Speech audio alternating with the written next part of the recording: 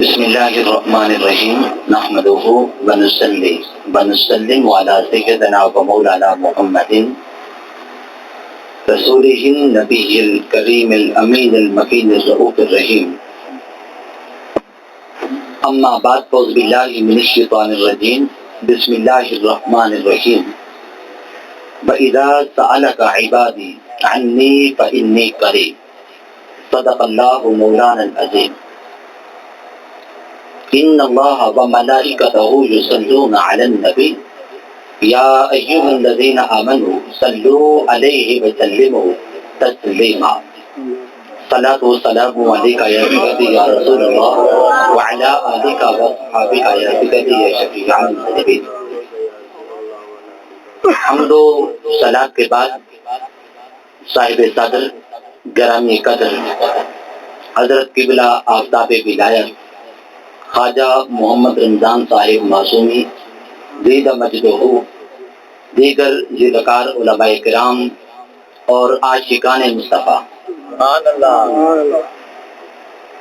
لائق صدا مبارکباد ہیں میرے بھائی غلام محی الدین گجر صاحب کہ جن کی محنت اور کاوش سے آج ہم سب کو بارگاہ خدا بندی میں اور بارگاہ مصطفی میں حاضری لگوانے کا موقع فراہم ہوا۔ دعا گو ہوں اللہ رب العزت ان کی یہ محنت، یہ کاوش، یہ جد و جہد اپنی بارگاہ میں قبول و منظور فرمائے۔ ایک آیہ کریمہ کا کچھ حصہ میں نے تلاوت کیا ہے۔ یہ جس مضمون کو شروع کر رہا ہوں یہ مضمون تھوڑا سا سنجیدہ بھی ہے اور تھوڑا سا پیچیدہ بھی ہے، سنجیدہ بھی ہے، تھوڑا سا مشکل بھی ہے۔ بس آپ تمام دوستوں کی، بزرگوں کی توجہ چاہیے ہوگی، انشاءاللہ تعالی آسان ہو جائے گا۔ اللہ پاک نے فرمایا اذا سألک عبادی عنی فإنی قریب۔ یہ آیہ کریمہ اس وقت نازل ہوئی جب رسول پاک علیہ السلام کی بارگاہ میں صحابہ کرام نے سوال کیا، عرض کی آقا بتائیے ہمارا رب کدھر ہے؟ دیکھو یار کم کرتے ہیں اور کم کرتے ہیں، وہ قریب ہے یا دور ہے؟ وہ کس کی بات کو سنتا ہے؟ دور والے کی بات کو سنتا ہے یا قریب والے کی بات کو سنتا ہے کدھر؟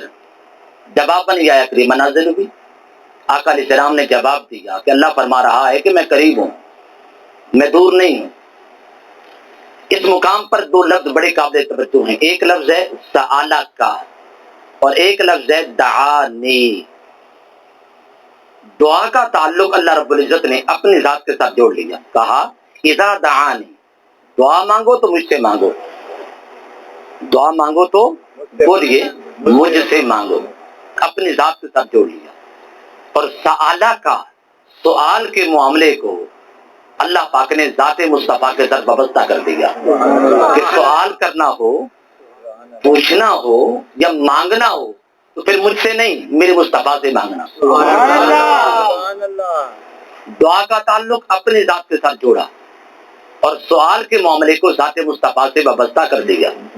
لہذا یہ کہنا غلط ہوگا اور جی صرف مکے جانا چاہیے، باہر کے خدا میں حاضر ہونا چاہیے، مدینہ پاک جانے کی، بارگاہ مصطفیٰ میں جانے کی تو ضرورت ہی کوئی نہیں ہے۔ اسے کہو نادان، رب نے کہا ہے سألک کا کہ میری بارگاہ میں صرف دعا کے لیے آیا کرو، اگر تم نے سوال کرنا ہو، پوچھنا ہو تو پھر میری بارگاہ میں نہیں میرے مصطفیٰ کی بارگاہ میں جایا کرو۔ سوال کا معنی پوچھنا بھی ہوتا ہے اور سوال کا معنی مانگنا بھی ہوتا ہے۔ سوال کا معنی پوچھنا، اللہ پاک نے فرمایا یسألونک عن الیتامی، اے حبیب لوگ آپ سے پوچھتے ہیں یتیموں کے بارے میں، یہاں سوال بمعنی پوچھنا ہے۔ یسألونک ماذا ینفقون، لوگ آپ سے پوچھتے ہیں کہ وہ کیا خرچ کریں، یہاں سوال بمعنی پوچھنا ہے۔ سوال بمعنی مانگنا بھی ہوتا ہے۔ بڑی مشہور و معروف حدیث پاک ہے، آقا دو جہاں علیہ السلام نے اپنے صحابی سیدنا ربیعہ سے فرمایا سل ربیعہ، ربیعہ سوال کر، مانگ۔ تو یہاں سوال بمعنی کیا ہے؟ مانگنا ہے۔ عرض کی آقا اسألک بمرافقتک فی الجنہ، آقا میں تو آپ سے صرف آپ کی جنت کی جو رفاقت ہے اسی کو ہی مانگتا ہوں۔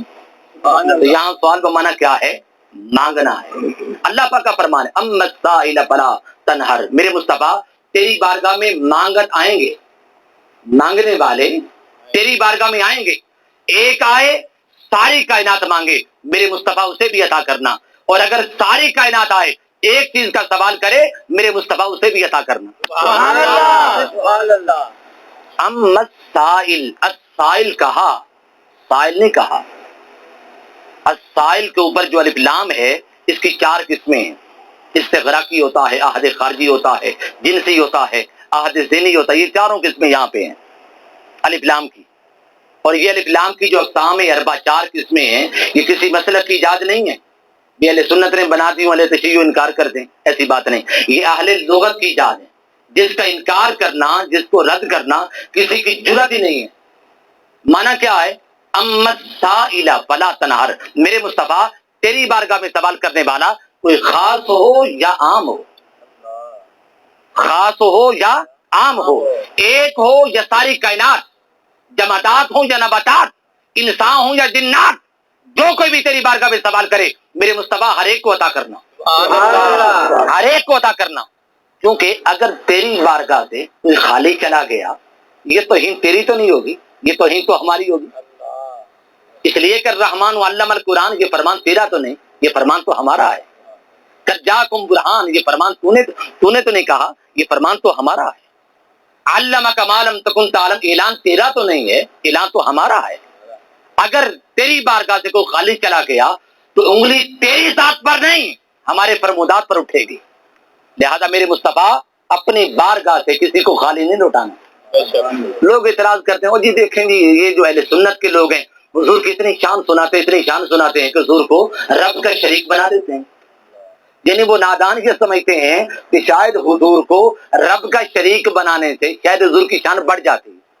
ارے نادانو، ہم مصطفیٰ کو خدا کا شریک کیوں بنائیں؟ ہم تو مصطفیٰ کی شان گھٹانے والے ہیں؟ ارے شریک تو وہ بنائے جو مصطفیٰ کی شان گھٹانا چاہتا ہو۔ مصطفیٰ کی شان خدا کا شریک بنانے سے بڑھتی نہیں ہے، گھٹتی ہے۔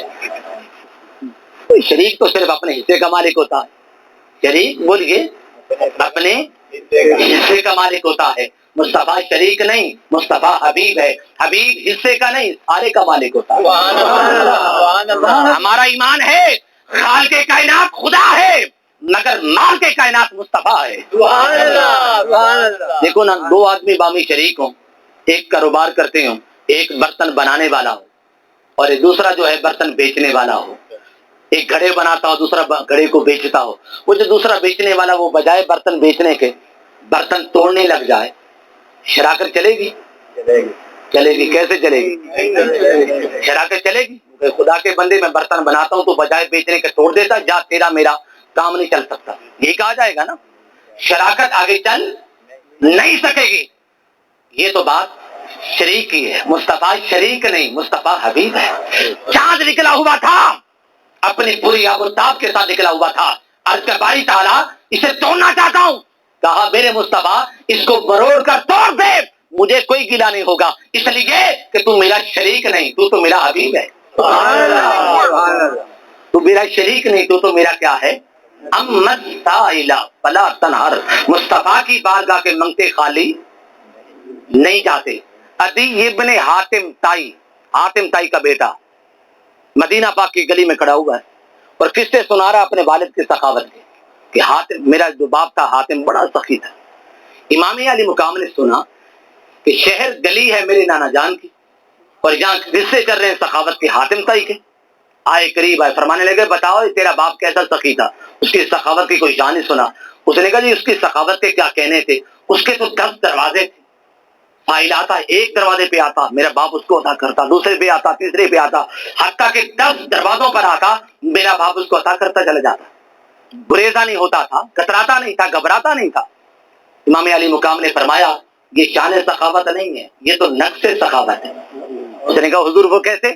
آپ نے فرمایا اگر سائل کی جھولی پہلے دروازے پر بھر دی جاتی اس کو دوسرے دروازے پہ آنے کی زحمت نہ کرنی پڑتی، چلو دوسرے پہ بھر دی جاتی، تیسرے پہ نہ آنا پڑتا اس بیچارے کو، چوتھے پہ بھر دی جاتی، 5ویں پہ نہ آنا پڑتا۔ یہ جو سائل کو بار بار آنا پڑا 10 دروازوں پر، اس لیے اس کی جھولی پہلے بھری نہیں گئی تھی۔ تو نے کہا چلو پھر آپ ہی سنا دیں شان سخاوت کیا ہے. امام علی مقام نے فرمایا سنو شان سخاوت یہ ہے کہ نانا جان کا ایک دروازہ تھا, سائل آتا سوال کرتا, نانا جان اس کو ادا کرتے, اتنا کچھ ادا کرتے کہ زندگی بھر اس کو دوبارہ سوال کرنے کی حاجت پیش نہیں آتی تھی. میرے تکبیر, نعرہ رسالت, نعرہ رسالت, نعرہ حیدری. تو دعا اور سوال دو الگ الگ چیزیں ہیں. الگ سوال ایک الگ شے اور دعا ایک الگ شے ہے. مگر پھر بھی کچھ لوگ غلط فہمی کا شکار ہو جاتے ہیں. ہم جب اولیاء اللہ کی بارگاہ میں جا کے سوال کرتے ہیں, مانگتے ہیں, تو کچھ لوگ غلط فہمی ہو جی یہ تو دعائیں کر رہے ہیں. ہم دعا صرف اللہ کی بارگاہ میں کرتے ہیں, سوال اولیاء کی بارگاہ میں کرتے ہیں. سالہ کا سوال میرے مصطفیٰ تجھ سے کرنا. فرمایا اذا سالہ کا میرے مصطفیٰ جب تیری بارگاہ میں آ کر یہ پوچھیں, میرا پتہ پوچھیں, میرا ایڈریس مانگیں, تو رب کا پتہ کہاں سے پوچھنا ہے؟ بولیے مصطفیٰ سے. اللہ کا ایڈریس کہاں سے مانگنا؟ ہر ایک سے نہیں. اگر ہر در سے پوچھیں گے, ہر در سے اللہ کا ایڈریس مانگیں گے تو نہیں ملے گا. رب کا پتہ پوچھنے والے چاند کے پاس جا کے جھکتے بھی رہے, سورج کے سامنے جا کے جھکتے بھی رہے, ستاروں سیاروں کے سامنے جا کے جبین نیاز رگڑتے بھی رہے, درختوں کے سامنے پتھروں کے سامنے جا کر سجدہ ریز بھی ہوتے رہے, مگر کسی ایک نے بھی رب کا پتہ نہیں بتلایا.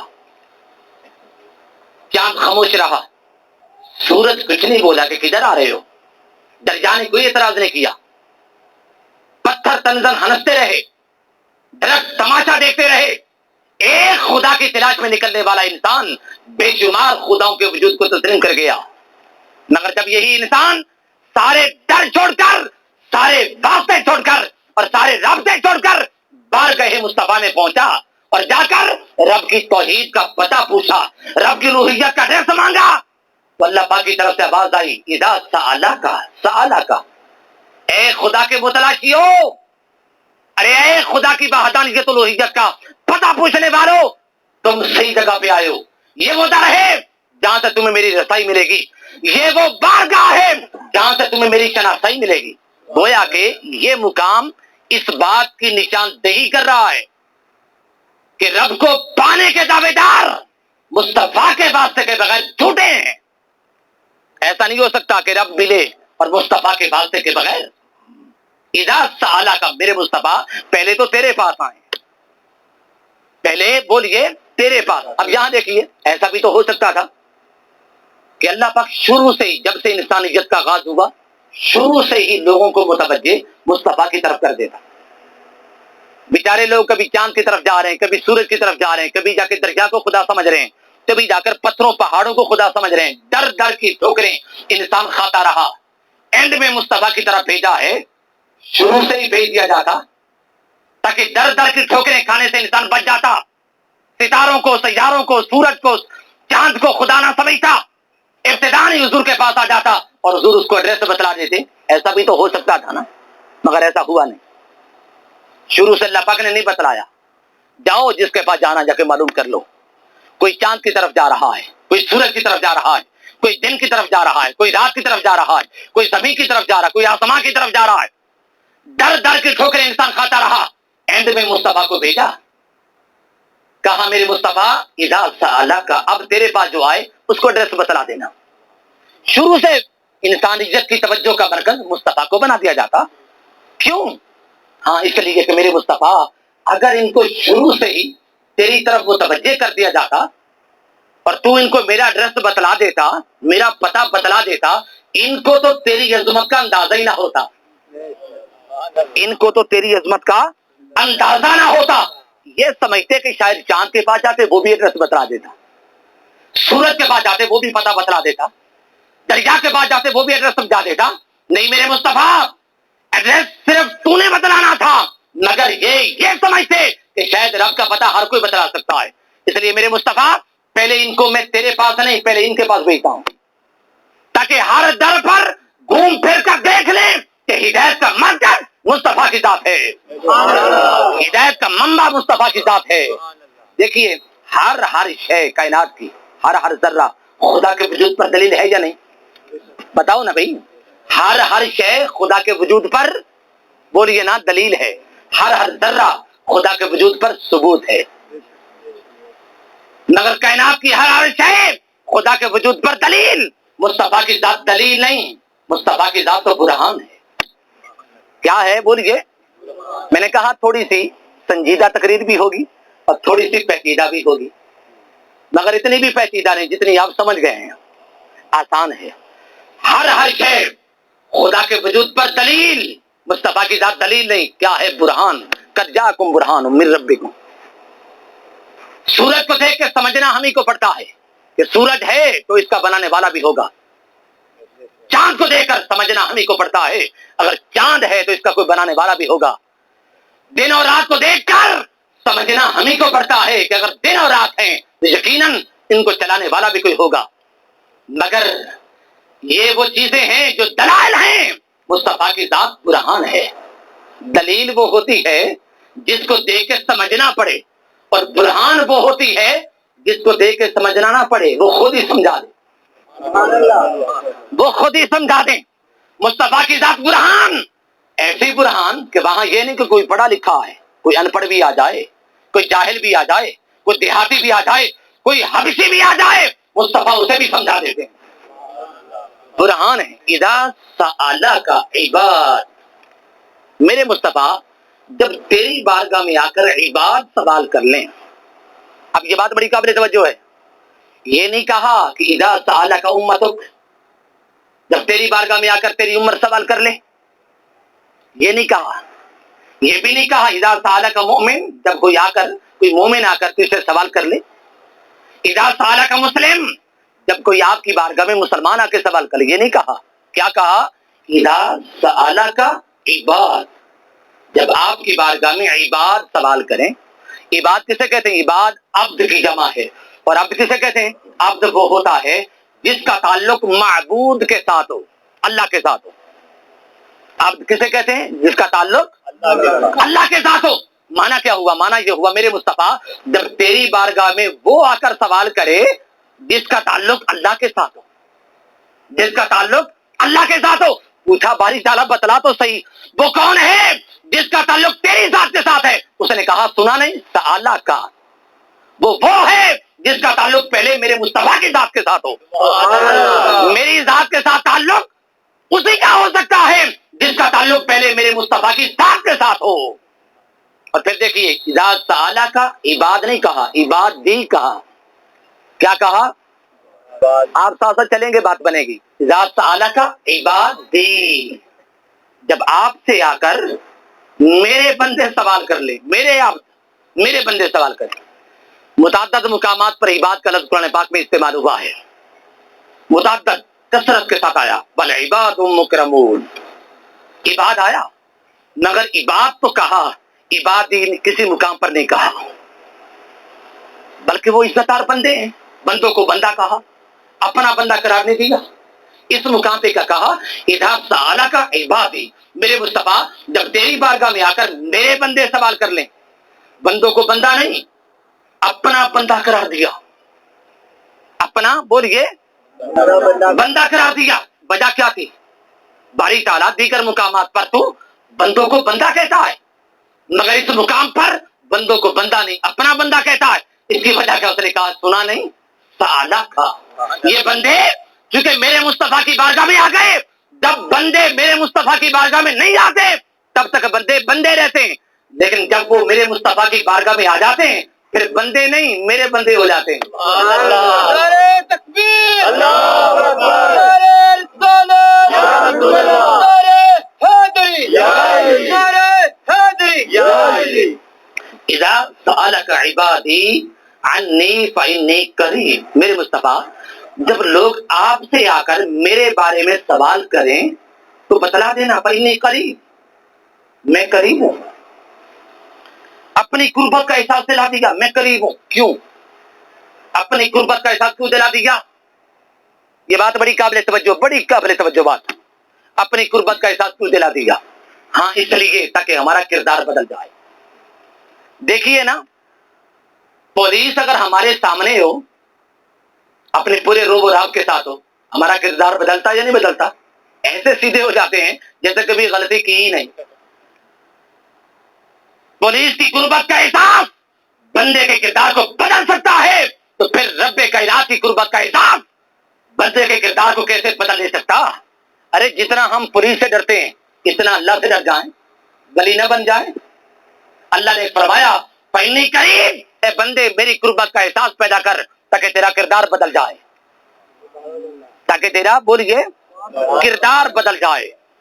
پھر قربت کا احساس اس لیے بھی دلایا تاکہ ہم اسلامی تعلیمات کی طرف اور اسلامی احکامات کی طرف متوجہ رہیں۔ سادہ سی مثال دیتا ہوں، ہمارے گھر مہمان آ گیا، ایک مہمان آئے بڑا تھکا ماندہ ہو، کئی دنوں کا کئی راتوں کا اس کو جگرتا ہو، تھکاوٹ ہو، بیچارہ سونا چاہتا ہو، کہ کھانا نہ دو مجھے پہلے سلا دو، میں بڑا تھکا ہوا ہوں۔ آپ اس کو کھانا کھلائیں، بستر بچھا کر دیں۔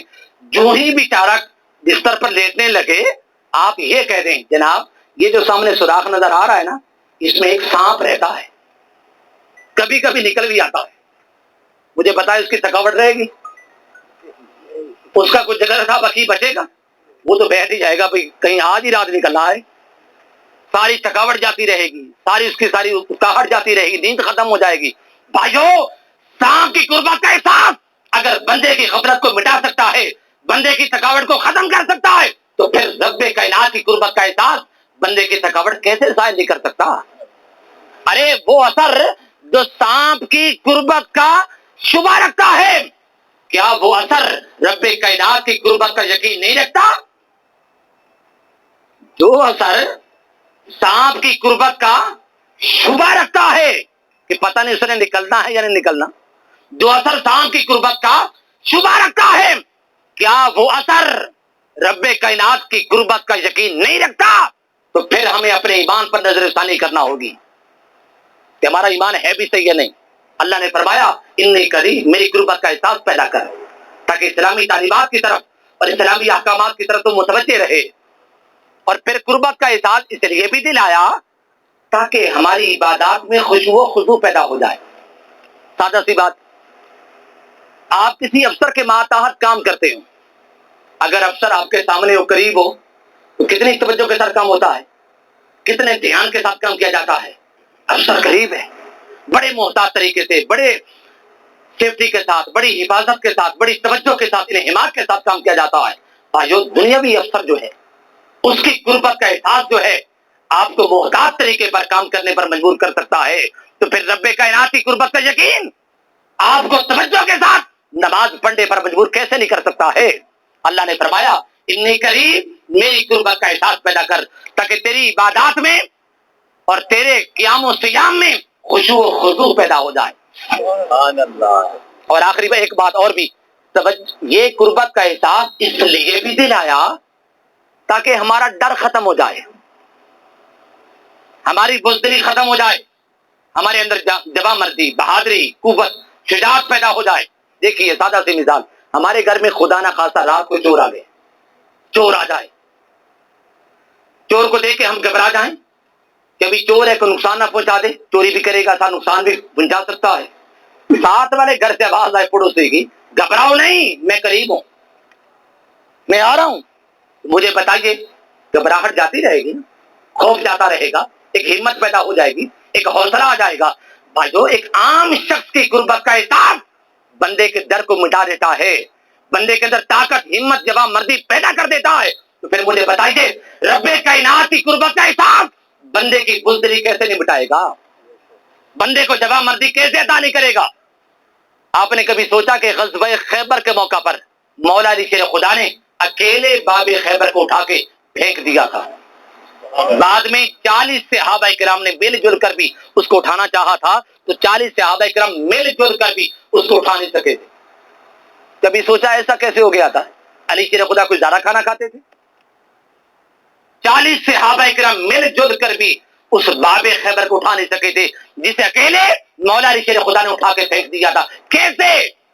ہاں، کیونکہ مصطفیٰ نے اپنی غربت کا احساس دے دیا۔ کل میں ڈنڈا اس شخصیت کے ہاتھ میں دوں گا جس شخصیت کے ہاتھ میں اللہ پاک نے فتح و کامیابی کو مقدر کر دیا ہے، کیونکہ حضور نے یہ بات صرف مولا علی شیر خدا کے لیے فرمائی تھی، اس لیے مولا علی شیر خدا میں وہ طاقت پیدا ہو گئی، وہ جوان مردی آ گئی، اکیلے باب خیبر کو اٹھا کے پھینک دیا، جس کو بعد میں 40 صحابہ کرام بھی اٹھا نہ سکے۔ عزیزان گرامی قدر، اپنے کردار کو بدلنا چاہتے ہیں، اسلامی تعلیمات کی طرف اور اسلامی احکامات کی طرف متوجہ ہونا چاہتے ہیں، اور عبادات میں خشوع و خضوع پیدا کرنا چاہتے ہیں، اور اپنے اندر سے بزدلی ڈر ختم کرنا چاہتے ہیں، اور جوان مردی شجاعت پیدا کرنا چاہتے ہیں، تو پھر فإنی قریب، رب کی قربت کا احساس اپنے اندر پیدا کرنا ہوگا۔ کچھ لوگ یہ سوال کرتے ہیں، وہ جی جب رب اتنا ہی قریب ہے، بڑا ہی قریب ہے، تو پھر ہم کبھی اس کے لیے وہ کا لفظ کیوں بولتے ہیں؟ وہی شافی، وہ شفا دینے والا ہے، اور جب وہ قریب ہے تو اس کے لیے وہ کا لفظ کیوں استعمال کیا جاتا ہے؟ کبھی وہ کا لفظ استعمال کرتے ہیں تو کبھی اس کے لیے یہ کا لفظ استعمال کرتے ہیں، کیوں؟ سن لیجئے، اللہ کی ذات ہمارے قریب ہے، مگر ہم اللہ کے قریب نہیں، ہم دور ہیں۔ وہ قریب مگر ہم اس سے کیا ہیں؟ دور۔ جب ہم اس کی قربت کا اعتبار کرتے ہیں تو اس کے لیے یہ کا لفظ بولتے ہیں، اور جب ہم اپنے دوری کا اعتبار کرتے ہیں کہ ہم دور ہیں تو پھر اس کے لیے وہ کا لفظ بولتے ہیں۔ کچھ لوگ یہ بھی سوال کرتے ہیں، اور دیکھیں جب اللہ کی ذات اتنے قریب ہے، اتنے قریب ہے، تو یہ صوفیاء یہ رفع اونچی اونچی بات سے اللہ اللہ کیوں کرتے ہیں؟ ایسا کر لیتے، اللہ سنتا نہیں؟ اونچی اونچی بات سے صوفیاء اور رفع اولیاء چلا چلا کر اللہ اللہ کا ورد کیوں کرتے ہیں؟ کچھ لوگ یہ اعتراض کرتے ہیں، سن لیجئے، اونچی اونچی بات سے اللہ اللہ کی ضربیں لگانا اس لیے نہیں ہوتا کہ اللہ سنتا نہیں، یہ اللہ قریب نہیں، اس لیے ہوتا ہے تاکہ در و دیوار گواہ بن جائیں، سبحان اللہ، سبحان اللہ، سبحان اللہ، تاکہ در و دیوار گواہ بن جائیں، تاکہ شیطان بھاگ جائے، دل بیدار ہو جائے۔ دیکھیں نا، اذان اونچی دی جاتی ہے، کیوں؟ اذان اونچی کیوں دی جاتی ہے؟ اس لیے دی جاتی ہے تاکہ شیطان بھاگ جائے، دل بیدار ہو جائے، اور در و دیوار گواہ بن جائیں۔ اللہ پاک نے فرمایا اذا سألک عبادی عنی فإنی قریب، اے بندے میں تیرے قریب ہوں۔ کتنا قریب ہے؟ اللہ کی ذات ہمارے کتنے قریب ہے؟ نحن اقرب الیہ من حبل الورید، بندے ہم تو تیری شارگ سے بھی زیادہ تیرے قریب ہیں۔ سبحان اللہ، شارگ کسے کہتے ہیں؟ یہ رگ جان، یعنی وہ رگ جس میں جان چلتی ہے، اسے شارگ کہا جاتا ہے، جس میں جان، جس میں روح چلتی ہے، اسے شارگ کہا جاتا ہے۔ اللہ اس کے آس پاس، اللہ اس کے کیا ہے؟ بولیے، آس پاس۔ اپنی قربت اس طریقے سے سمجھا دی۔ جب حضور کی باری آئی تو کہا النبی اولا بالمؤمنین، یہ نبی تو مومنوں کی جانوں سے بھی بڑھ کر، مومنوں کی روحوں سے بھی بڑھ کر مومنوں کے کیا ہے؟ قریب ہے۔ یعنی اپنی قربت دی مومن کو مگر کم دی، اور مصطفیٰ کی قربت دی زیادہ۔ کیسے؟ بے شارک کٹ بھی جائے، انسان فی الفور مرتا نہیں ہے، تڑپتا رہتا ہے، لیکن اگر روح نکل جائے، جان نکل جائے، تو پھر فی الفور انسان مر جاتا ہے۔ اپنی قربت دی مگر تھوڑی، مصطفیٰ کی قربت زیادہ دی۔ سوال ہوا باری تعالیٰ ایسا کیوں؟ اس نے کہا یہی بات تو تمہیں سمجھانی ہے، اے بندے اگر تو میرے قریب ہونا چاہتا ہے تو میرے قریب تب تک نہیں ہو سکتا ہے جب تک تو میرے مصطفیٰ کے قریب نہ ہو جائے، کیونکہ میں تیرے سے دور ہوں، تیرے زیادہ قریب میں نہیں ہوں، میرا مصطفیٰ ہے۔ پہلے میرے مصطفیٰ کے قریب ہو جا۔ اسی بات کو ایک اور انداز سے سمجھیے، دیکھیے ہماری صفات اور ہیں، اللہ کی صفات اور ہیں، ہم مادی ہیں، جسم والے ہیں، اللہ کی ذات جسم و جسمانیات سے پاک۔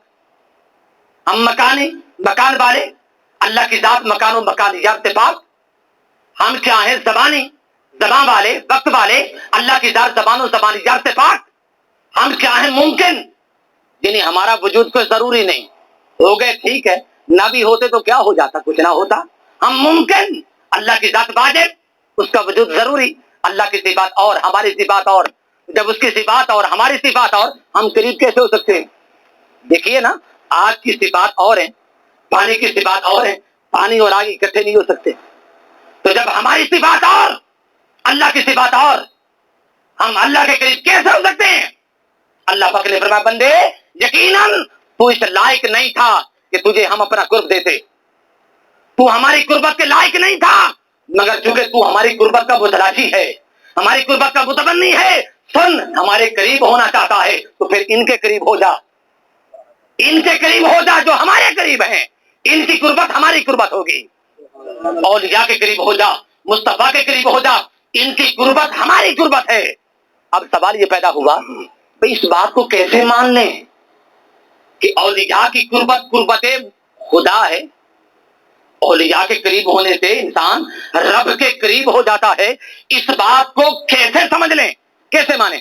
سادہ سی مثال، اگر آپ انڈیا کے قریب ہونا چاہیں شیطان آپ کو روکتا نہیں ہے۔ میری بات سمجھ آ رہی ہے آپ کو؟ منطقی انداز ضرور ہے مگر منطقی باتیں نہیں ہیں۔ میرا آج منطقی انداز ضرور ہے، میں نقلی تقریر نہیں کر رہا، منطقی تقریر کر رہا ہوں، مگر سادی باتیں۔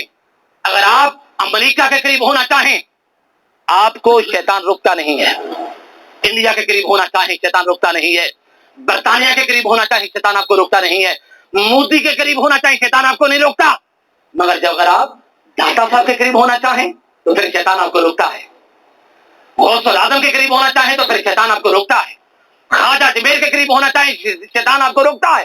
کیوں؟ اس لیے کہ شیطان بھی یہ حقیقت سمجھتا ہے کہ ان کی قربت قربت خدا ہے، داتا صاحب کی قربت قربت خدا ہے، مودی کی قربت قربت شیطان ہے، مگر خواجہ اجمیر کی قربت قربت خدا ہے۔ اس لیے شیطان قربت خدا اپنانے سے ہمیں منع کرتا ہے، لہذا اولیاء اللہ کی قربت یہ قربت خدا ہے۔ اب آخری بات، اچھا رب قریب ہے، اتنا قریب ہے تو پھر نظر کیوں نہیں آتا؟ اللہ قریب ہے نا ہمارے، بولیے نا بھائی، اللہ ڈر کے بارے بیٹھے ہیں، پتہ نہیں کوئی پوچھ نہ لے ہم سے۔ اللہ ہمارے قریب ہے، قریب ہے نا، شارک سے زیادہ قریب ہے، تو پھر نظر کیوں نہیں آتا؟ نظر بھی تو آنا چاہیے تھا، نہیں، یہ قاعدے کے خلاف ہے۔ جو چیز زیادہ قریب ہوتی وہ نظر نہیں آتی۔ جو چیز زیادہ قریب، کبھی آپ نے اپنی آنکھ کو دیکھا؟ مجھے بتائیے کبھی آپ نے اپنی آنکھ کو دیکھا؟ آپ کے یہاں دیکھا جی، شیشے میں دیکھا تھا، آئینے میں دیکھا تھا؟ میں آپ سے پوچھوں گا اگر آپ نے اپنی آنکھ کو آئینے میں دیکھا تھا تو جب آپ کی آنکھ آئینے کے اندر چلی گئی تھی تو پھر کس آنکھ سے دیکھا تھا؟ تو سمجھ آ رہی ہے آپ کو؟ جب آپ کی آنکھ آئینے کے اندر چلی گئی تھی تو پھر کس آنکھ سے دیکھا تھا؟ ہاں بھئی جلوہ کرتے ہیں، جلوے والے کو سمجھتے ہیں، تصویر کو دیکھتے ہیں، تصویر والا سمجھتے ہیں۔ تو جب یہ آنکھ جو جسم کے اتنے قریب ہے اس کو ہم آئینے کے بغیر تک نہیں سکتے، تو پھر مجھے بتائیے وہ رب کائنات جو شاہرگ سے بڑھ چڑھ کر قریب ہے اس کو آئینہ مصطفیٰ کے بغیر کیسے دیکھ سکتے ہیں؟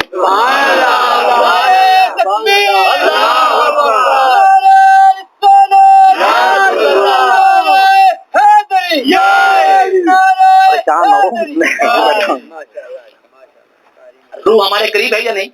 جتنا ہمارا اعتقاد ہمارے جسم پر ہے، ہمارا کہ ہمارا جسم موجود ہے، اتنا ہی ہمارا اعتقاد ہماری روح پر بھی ہے۔ روح نظر آتی ہے، پورا جسم پھاڑ ڈالیں روح کہیں نظر نہیں آئے گی۔ روح زندہ بھی ہے، روح حاضر بھی ہے، ناظر بھی ہے، تمام اعضاء کو دیکھ رہی ہے، ناظر بھی ہے، قادر بھی ہے، عالم بھی ہے، تمام اعضاء کی خبر رکھتی ہے، مختار بھی ہے، جو چاہے اعضاء سے کام لے لے، مختار بھی ہے، مالک بھی ہے، اور پھر ہر عضو کی زبان کو سمجھتی بھی ہے۔ ایک روح جسم زندہ بھی ہے، حاضر بھی ہے، ناظر بھی ہے، قادر بھی ہے، مختار بھی ہے، مالک بھی ہے، اور ہر عضو کی زبان کو سمجھتی ہے۔ تو پھر مجھے بتائیے روح کائنات محمد مصطفیٰ علیہ السلام زندہ کیسے نہیں ہوں گے؟ وہ حاضر کیسے نہیں ہوں گے؟ وہ ناظر کیسے نہیں ہوں گے؟ وہ مختار و مالک کیسے نہیں ہوں گے؟ وہ قادر و عالم کیسے نہیں ہوں گے؟ اور وہ ہر کی زبان کیسے نہیں سمجھتے ہوں گے؟ ارے جب تک جسم میں جان رہتی ہے، روح رہتی ہے، جسم حرکت کرتا ہے، آپ اٹھتے بھی ہیں، آپ بیٹھتے بھی ہیں، آپ آتے بھی ہیں، آپ جاتے بھی ہیں، مگر جب یہ روح جسم سے نکل جاتی ہے جسم چل نہیں سکتا، آپ اٹھا کے قبرستان چھوڑ آتے ہیں، خود چل نہیں سکتا، آپ اس کو اٹھا کے لے جاتے ہیں۔ بھائیو بلا تشبیہ ہو بلا مثال، جب تک اس کائنات کی گردش جاری ہے، جب تک سورج چمکتا رہے گا، جب تک چاند چمکتا رہے گا، جب تک دریا بہتے رہیں گے، اور جب تک کھیتوں کی ہریالی اور سبزہ برقرار رہے گا، سمجھ لو روح کائنات محمد مصطفیٰ اس کائنات میں موجود ہے۔ روح کائنات محمد مصطفیٰ علیہ السلام اس کائنات کے اندر موجود ہے، اور جب روح کائنات محمد مصطفیٰ علیہ السلام اس کائنات سے نکل جائے گی تو پھر زمین کا فرش لپیٹ دیا جائے گا، آسمان کا شامیانہ اتار دیا جائے گا اور سورج اور چاند کے چراغ بند کر دیے جائیں گے۔ ارے جب وہ نہیں ہوں گے تو پھر قیامت ہوگی؟ بولیے، جب وہ نہیں ہوں گے تو آپ بیمار ہو جاتے ہیں نا، ڈاکٹر کے پاس جاتے ہیں، کیوں جاتے ہیں؟ کہ بیمار آپ ہوتے ہیں، ڈاکٹر نے بیمار کیا، کیوں جاتے ہیں؟ جسمانی علاج کے لیے۔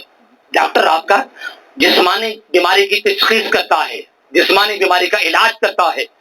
ارے جب جسمانی بیماری کو زائل کرنا ہو تو جسمانی ڈاکٹروں کے پاس جاتے ہو، روحانی بیماری کے علاج کے لیے روحانی طبیبوں کے پاس کیسے نہیں آنا پڑے گا؟ اللہ پاک نے فرمایا یزکیہم، روحانیت کا مرکز میرا مصطفیٰ ہے، گنبد خضرا ہے، مصطفیٰ علیہ السلام کی ذات گرامی ہے۔ دلوں کو صاف وہی کرتے ہیں۔ سارے ڈاکٹر مل جل جائیں، مل جل کر یہ نہیں بتلا سکتے کہ اس کا دل گناہگار ہے یا پرہیزگار ہے۔ روحانیت کا علاج تو بڑی دور کی بات، روحانی مرض کی تشخیص بھی نہیں کر سکتے۔ مصطفیٰ کون ہے؟ یزکیہم، وہ دلوں کو تو صاف کرتے ہیں۔ اس کا دل میلا ہے، چلو صاف کر دو۔ وہ دلوں کو اجڑا کرتے ہیں، صاف کرتے ہیں۔ اور جی آپ، وہ تو قرآن بھی صاف کرتا ہے۔ کچھ لوگ اعتراض کرتے ہیں اور جی قرآن بھی تو صاف کرتا ہے، حدیث بھی تو دلوں کو صاف کرتی ہے۔ نہیں، دیکھیے نا سادہ سی مثال، کپڑے آپ نے دھونے ہوں تو کپڑوں کو صاف کرنے کے لیے صابن بھی ہوتا ہے، صابن بھی صاف کرتا ہے، پانی بھی صاف کرتا ہے۔ اگر آپ کپڑے کو صابن والی پانی کے اندر ڈال کے رکھ دیں، صابن ملا کر پانی وغیرہ کے اندر کپڑے کو ڈال کے رکھ دیں، کپڑا پورا ہفتہ پڑا رہے، وہ صاف نہیں ہوگا؟ صاف ہو جائے گا؟ نہیں صاف ہوگا، بلکہ اور میلا کچیلا ہونا شروع ہو جائے گا۔ کیوں؟ صابن بھی صاف کرنے والا ہے، پانی صاف کرنے والی شے تھی، کپڑے کو صاف کیوں نہیں کر رہا؟ عقل مند کہے گا نادان، پانی بھی صاف کرنے والا ہے، صابن بھی صاف کرنے والا ہے، مگر ان کے دونوں کے ساتھ ساتھ کوئی رگڑنے والا ہاتھ بھی تو ہونا چاہیے۔ کوئی رگڑنے والا بولیے تو ہاتھ بھی تو ہونا چاہیے۔ بے شک قرآن بھی دلوں کو صاف کرتا ہے، مصطفیٰ کا فرمان حدیث بھی دلوں کو صاف کرتی ہے، مگر ان دونوں کے ساتھ ساتھ رگڑنے کے لیے دست مصطفیٰ بھی چاہیے، دست مصطفیٰ بھی چاہیے۔ اور دست مصطفیٰ صرف مدینہ میں نہیں، پوری کائنات میں پھیلا ہوا ہے۔ غوث الاعظم کے ہاتھ بھی دست مصطفیٰ ہے، خواجہ اجمیر کا ہاتھ بھی دست مصطفیٰ ہے، اور داتا صاحب کا ہاتھ بھی دست مصطفیٰ ہے، خواجہ محمد رمضان کا ہاتھ بھی دست مصطفیٰ ہے۔ ارے جب تم ان دستوں کو پالو گے، ان ہاتھوں کو پالو گے، گویا تم بارگاہ مصطفیٰ میں آ جاؤ گے، اور جب تم بارگاہ مصطفیٰ میں آؤ گے فإنی قریب، تو پھر میں تمہارے قریب ہو جاؤں گا۔ اذا سألک عبادی عنی فإنی قریب، صدق اللہ العظیم۔ سبحان اللہ، زندہ باد، سبحان اللہ۔ پڑھیں صاحب۔ اسلام کے لیے کھڑے ہو جائیں۔ مصطفیٰ جانے رحمت تیرا کو سلام شمائے